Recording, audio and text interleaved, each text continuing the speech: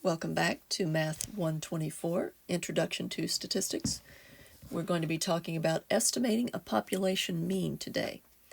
Now remember, last time we knew what population we were working with, we knew the mean of the population, and we knew the standard deviation of the population. But usually when you're doing your projects, you don't know those things. You are taking a sample of the population and trying to infer what the population mean is. Remember, the study of statistics is COSA, collecting, organizing, summarizing, and analyzing data to draw conclusions expressed with a level of confidence. Yes, we are finally going to get to the second half of that statement. We're going to learn to draw conclusions or make inferences based on what we find in our samples. Parts of this slide should look familiar. At the very beginning of the course, I tried to answer the question, how do you do statistics? Number 1, identify the research objective. Number 2, collect the data. You've done both of those, and we've been working for a few weeks on describing the data, descriptive statistics. The fourth part of the process is performing inference, and this is known as inferential statistics. The first part of the class has been descriptive statistics. The second part of the class will be inferential statistics. We will be performing inference. But now we need some more definitions. The first is a point estimate. That is the value of a statistic that estimates the value of a parameter. For instance, we're going to be working with the mean.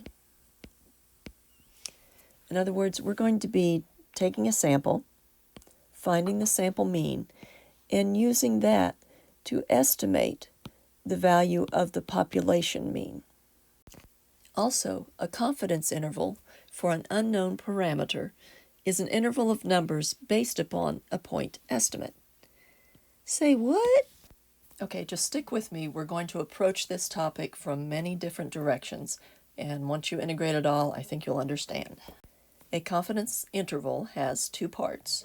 There's a confidence level, and there's a statistic and a margin of error. The statistic and the margin of error above and below that statistic constitute the interval part of the confidence interval. Next slide. Okay, here's an example of a confidence interval, and it's color-coded. The confidence level is 90% confident. We'll talk about how you know how to set that confidence level later. We have a statistic and we have a margin of error. The whole confidence interval reads this way. I am 90% confident that the mean daily high temperature in July in Halifax is between 21 degrees Celsius and 25 degrees Celsius. Another way to give a confidence interval with the same information is to say, I am 90% confident, there's the confidence level, that the mean, there's the statistic, daily high temperature in July in Halifax is 23 plus or minus 2 degrees Celsius. So here you have explicitly stated the mean and the margin of error on either side. Let's go back and look at the other one, the one we just did.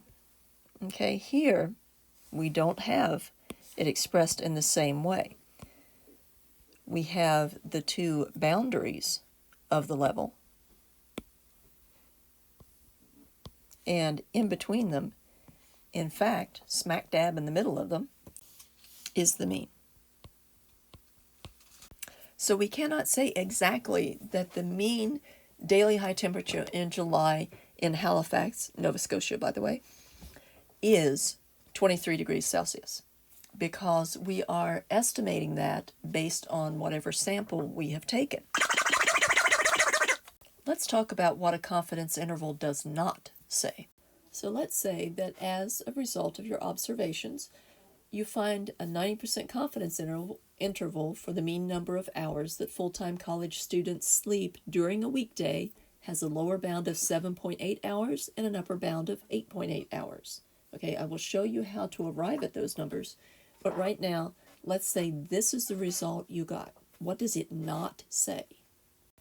This does not mean that 90% of full-time college students sleep between 7.8 hours and 8.8 hours.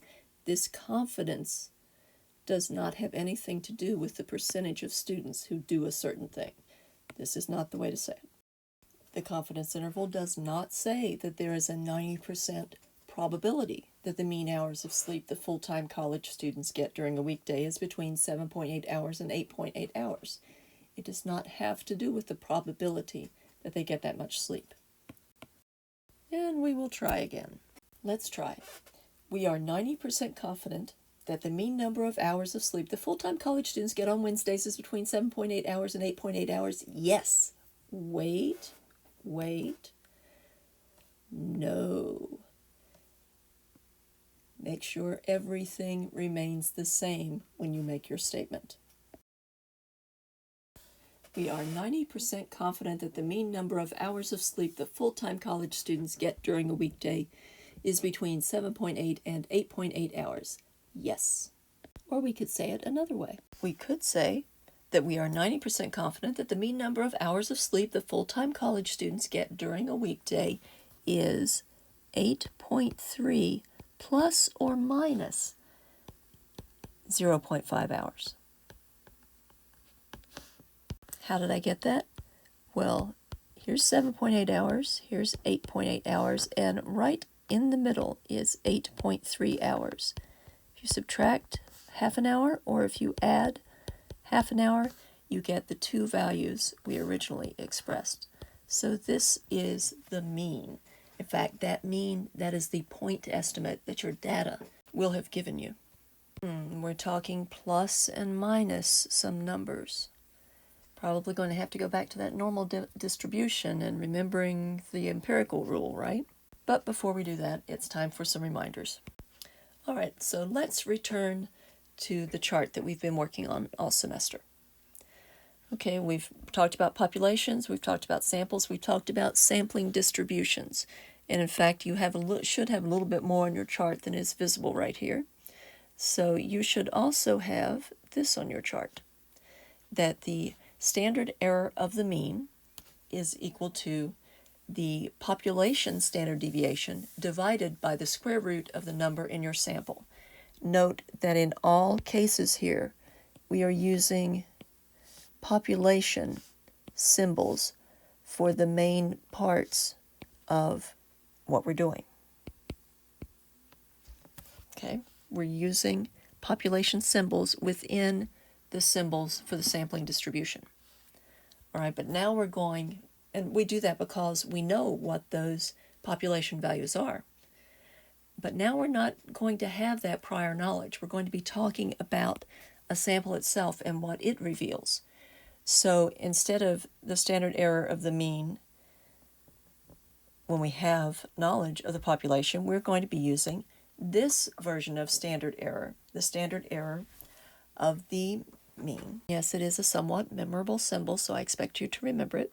So it appears that since we now have the standard error of the mean for a sample, for the sample that we are working with, we could then apply the same techniques that we used in our last lesson and find any information we want. However, there is a problem. If we're going to use the same type of technique we used in the last lesson, we have to assume that the mean of our sample is the mean of the population. But we don't know that. We don't know the mean of the population right now. We are making an assumption. And then if we go and further make the assumption that this standard deviation is the standard deviation of the population, then we've made two assumptions. We're introducing more estimation, more error into our calculations. Please note that since we have introduced so much estimation, so much reliance on what we can see from the sample, that we have introduced a new row on this chart. We've introduced a row for standard error. So now it's time for a story. This is a story about beer, and it is about a man named William Gossett.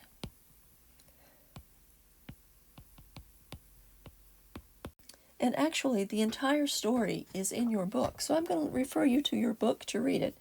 But interestingly enough, he worked for the Guinness Company, and as he was trying to perfect their beer, he found out that normal statistical methods did not work.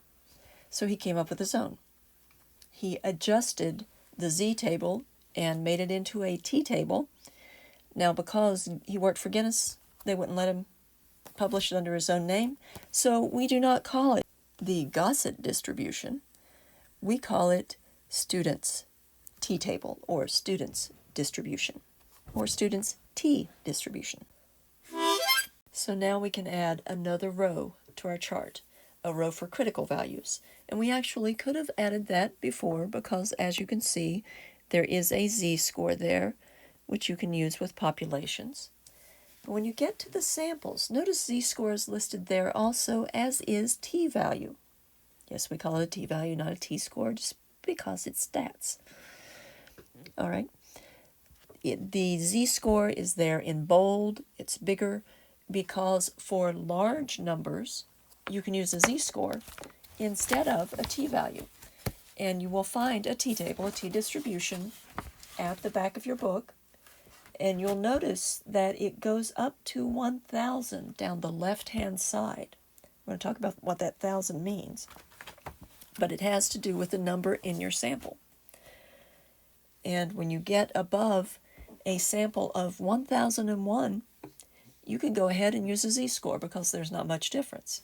But I don't think you have 1,000 individuals in the sample you took for your project. You have a much smaller number. So yes, you will be using this t-distribution, and you will need that chart from the back of your book.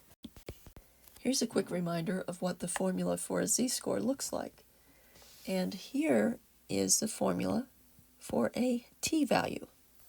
T equals the mean of your sample minus the mean of the population. How did you know that? Over the sample standard deviation divided by the square root of the number in the sample. Well, how do we know that? We don't know that right now, but student Gossett went through lots of populations, took lots of samples, and calculated these values for you, so you don't have to do it. You will find them in your t-table. So that's the next thing we're going to do. Because I don't have a lot of time left in this 15-minute video, I'm going to refer you to the next video where we will pull in a t-table.